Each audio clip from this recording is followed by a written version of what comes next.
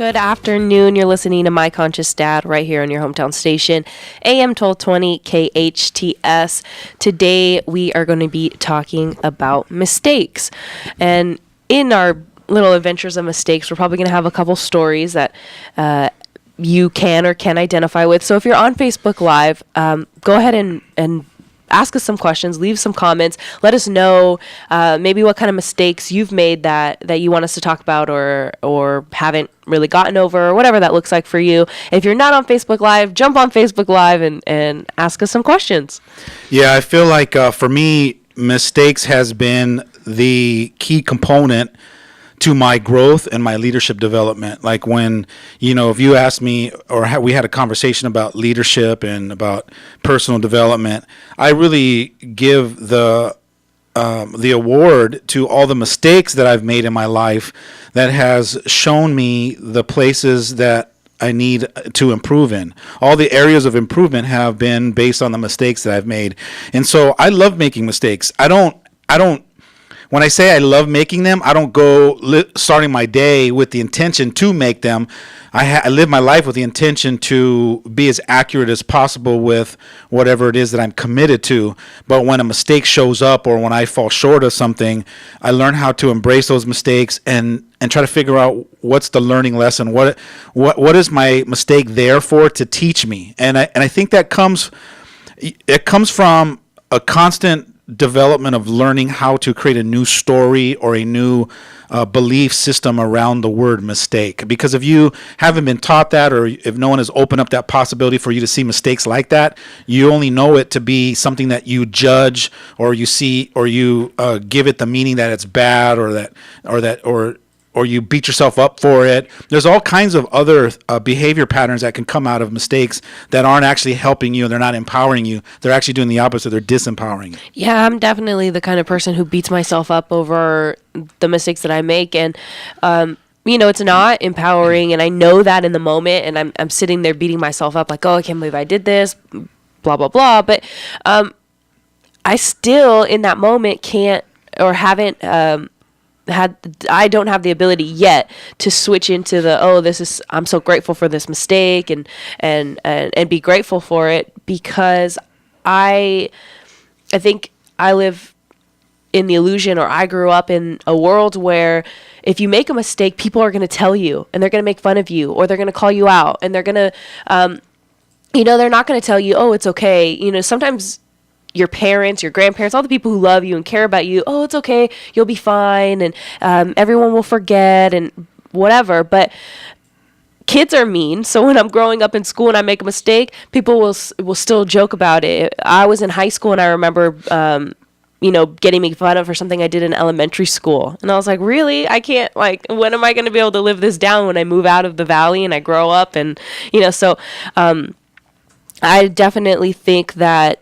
the people around us have a lot to do with the mistakes that we make and how we interpret them. Absolutely. In fact, one of the reasons why I decided to have this be a topic that we talk about is because I recently made a mistake that was brought to light in my face and highlighted at such a high level that I really sat with it for a while, and I wanted to have a conversation about it. So the first thing I'm going to do is I'm going to own up to the mistake on the radio and just kind of take responsibility for it and kind of out myself, because that's how we learn, is by sharing the mistakes that we make with someone else. And as we talk about it, hopefully when you're talking about it, you're hearing yourself say it, and then you can actually cherry pick the learning lesson from it.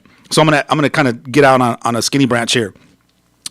So about a month ago, I decided to do a teen training for the city of Santa Clarita. I do usually two a year. And I decided to do one for this coming weekend, the 11th and 12th. So real quick, in my very busy day, I jumped on the internet and decided I'm going to create an event page for it and invite people to see, for those parents to see value and want to enroll their kids. So I jumped on real quick, and on the About section, instead of following my normal routine, because I know I'm not a great speller, normally my routine is I'll type something up, I'll cut it, and paste it into Word, and then look at all the red spots, and then make my course corrections, right? I didn't do that out of just being unconscious and fast paced. In the About section, I just, out of the top of my mind, created probably like a small one or two paragraphs about what it is, what it's about. It's a powerful 2-day experience for teens to recognize, and just went on, and then I hit enter, and I published it. Well, a month goes by and I don't get any response, no feedback. No one says, hey, you made a couple errors. I made three errors in spelling for 3 different words in a small 1 or 2 paragraph description about the event. So let's fast forward to about 3 or 4 days ago. I decide to give it a boost. If you know, on Facebook, if you give something a boost, you pay a certain amount to get more eyes on it, to promote it, to advertise it more. So I saw the boost on it. So let me boost this since it's the last week. So I boost it for $20. You get another 5 or 10,000 eyes on it. Well, the learning lesson for me is when you boost something to get more eyes on it, if your game's not tight, people are going to let you know that. So what I did was I boosted it, and then I forgot about it. And then yesterday, or a couple days ago, my wife calls me and goes, hey, one of your posts is getting a lot of attention, but it doesn't seem like it's positive attention. And I go, what do you mean? And she goes, they're like blasting you for making mistakes. You should go check it out. So I get on it, and I realize, based on the comments, that I made those errors. I misspelled words, 3 words. Wow. What a wake-up call to see how many grammar Nazis there are on social media, and all the different people that are waiting to jump down your throat to point out what a mistake you've made. Now, I've been working on myself consciously for the last 25 years. For me, it's I didn't make up a story about it. I owned it. I kind of chuckled inside and said, all right, hey, it comes with the territory. When you're in business and you make a mistake, you're going to have people that are going to, say what they say. But then I course corrected it, and then I, moved on. But as I sat there the rest of the day, I started reflecting back on how harsh people were being in their comments. And I thought to myself, if I would have given that to one of my interns and asked them to write that for me and put it up, most of the interns around here and that I have access to are young people. They're millennials. And if they would have created that and made those mistakes, and they would have to have read those comments where you got full-grown adults that are bashing the person who wrote that, I don't necessarily know if these millennials in today's world would have had the confidence and the assurity in themselves to really not take that as being abusive and really being ridiculed. It was so disheartening to me. I wanted to have a conversation about it today. And one of the things I want to know is what the people were saying, because it's one thing to say, hey, you spelt something wrong, you should fix it. And then there's the level of comments that you got. I wish there'd be more people that would have. Normally for people that are in my circle or in my circle of friends on Facebook, most people, we have a relationship. So if I do make an error, I'll usually have a friend go, yo, bro, right? Yo, bro, you need to check that. You missed. Oh, hey, thanks. Good looking out. Boom, I correct it. Most people, for the most part, they understand that, not everyone is good at spelling. And I'm be the first one to admit it. But the kind of comments I got was, it was a free for all to just bash whoever it was that wrote that. And they don't know who wrote it, so it was just a free-for-all. And it was very disheartening to see full-grown adults, some of them parents. One of them was a teacher that actually had the audacity to say, I'm going to use this to teach my kids of what not to do.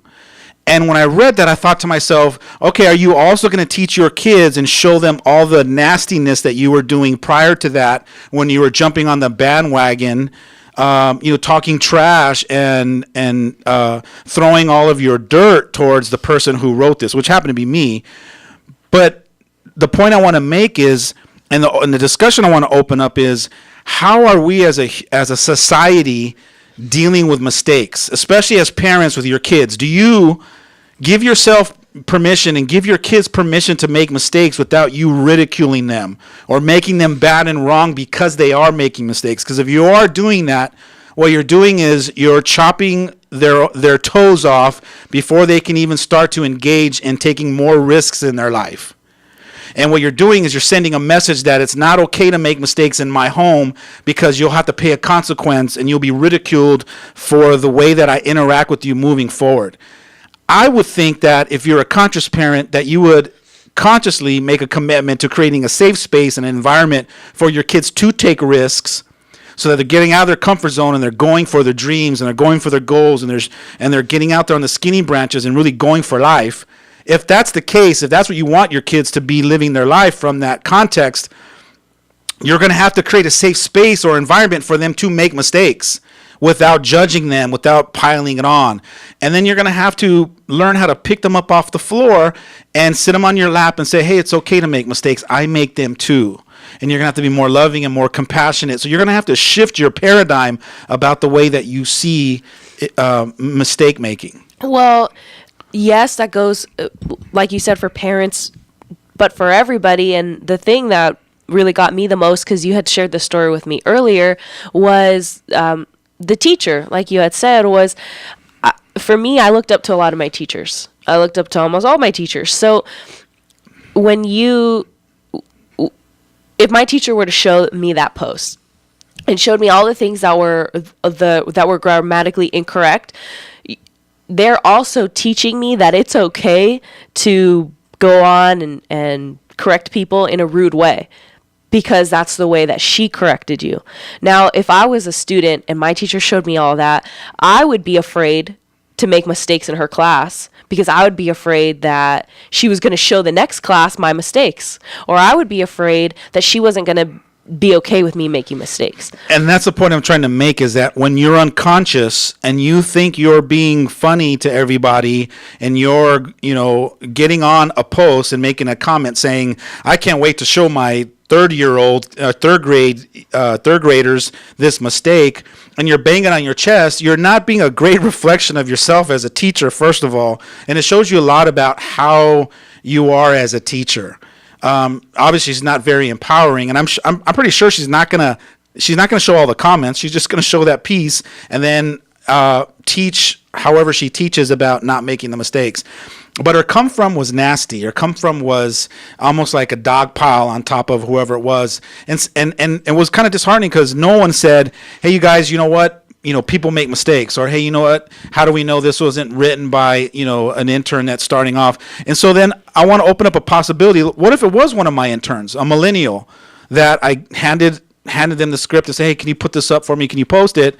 And they followed up later to see all those comments. How do you think they would have felt after reading those comments? And then more importantly, how do you think their parents would have felt by reading all those nasty comments about their son or daughter that's in the world trying to become somebody and trying to learn a craft, and to be able to see people in the community that are bashing your kid for trying their best, or in the journey of figuring out how to contribute? Well, it kind of makes me wonder if them making those comments was really worth all of the trauma or all of the things that would come with that kid beating themselves up. Like, was it really worth posting something to be funny or to point something out if it was going to cause somebody else pain? But I don't think unconscious people think like that. Unconscious people just react. And a lot of times they react out of their own insecurities that they don't even realize they have.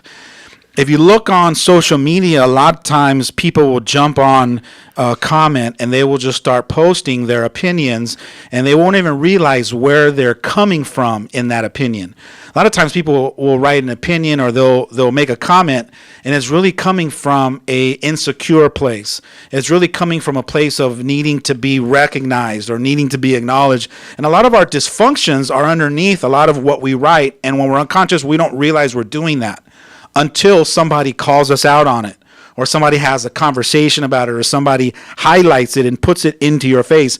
I'm pretty sure those people that were commenting aren't listening right now. If you are listening, I'd love for you to call in, but I guarantee you they're not listening right now. They're off probably on more posts, being more, practicing how to be better trolls on the internet and finding things to dogpile on and being negative. And hey, we live in a world where in our societies we have negative people that are going to jump on top of and dogpile on people that make mistakes and don't realize that you're contributing to being judgmental and really kind of being harsh on people. Now, like I said, when I started, I can handle it. I can take it. I know who I am. But it opened up a possibility to really kind of paint this picture of you as a parent or as an adult.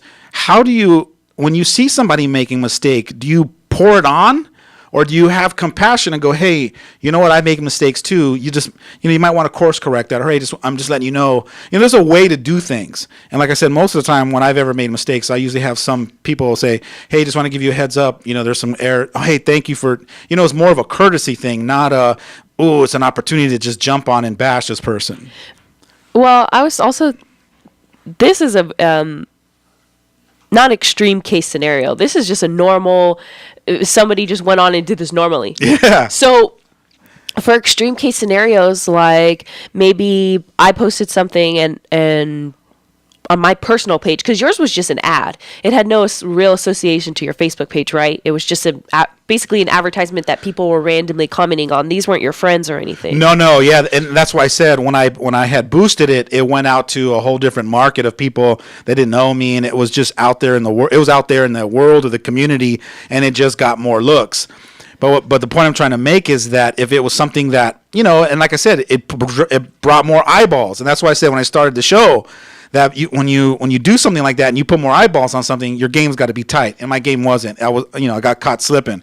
And when they saw it and it popped up in front of their face, they read the first, 2 paragraphs and immediately saw not just one error and misspelling, they saw 3 of them. And so people were having a field day on it. But I wanted to have a conversation with it about it and have those of you that do this, look at yourself and say, when I see something like that, am I contributing to it in a negative way, or am I helping contributing to it in an empowering way? Yeah, and we also have to notice or acknowledge that this is really something that's more likely than in person only happening on social media, because I've seen people, grown adults, who have commented on somebody's status or their opinion, and they'll comment their opinion, and it's something that's either so nasty or so harsh that I know for a fact that they would not have ever said this in person. Well, now you're talking about a whole different show about hiding out behind a computer. There's a lot of people that are all of a sudden bold and courageous with their opinions online. And that's why I used the word troll earlier, because when you look up the word internet troll, it's somebody who just hides behind a computer and goes around looking for things to all of a sudden be bold and brave and use your voice to challenge. But you normally wouldn't do that in real life. Like in real life, you wouldn't come up to somebody and go, hey, I noticed you did that, ha, ha, ha, ha, or they wouldn't challenge you. They hide behind a computer screen and, throw little jabs and they throw little daggers there. But in real life, they're not that confident. And if anything, they're more insecure about themselves. That's what has them hide behind a screen and sit there and take shots at people. Well, there's a way to, because I don't necessarily think that, the way that you come off on social media versus in real life is bad, because sometimes you can really be advocating for other people. You could be the one person that says, hey, on the comment, hey, maybe, hey guys, lay off of him. It was an accident, obviously. By the way, you have some spelling errors or something. You could have been that person, and maybe you wouldn't have said that out loud in person. So it's, it's okay to be somebody else on the internet or have confidence on the internet, but when you're doing it in a negative way and you're doing it in that quote unquote troll way, then that's when people have an issue with you being fake or hiding behind a computer.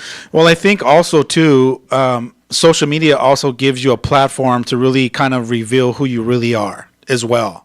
You can pretend to be someone in the community and, hey, how you doing? It's very nice, and put on this facade.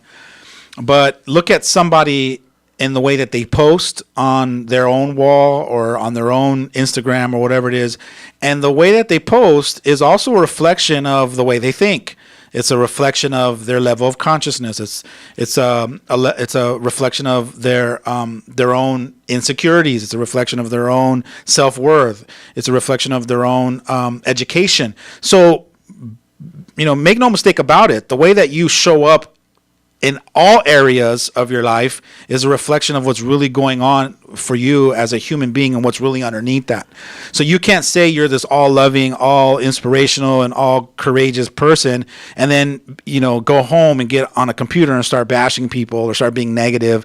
You gotta take all of that in consideration and kind of package all of that and go, okay, I know who you are. Either you're, legit, authentically all the way around, or you put on different masks depending on who's in front of you. We had to take a quick break, but stay tuned for more of My Conscious Dad right here on your hometown station, AM 1220 KHTS.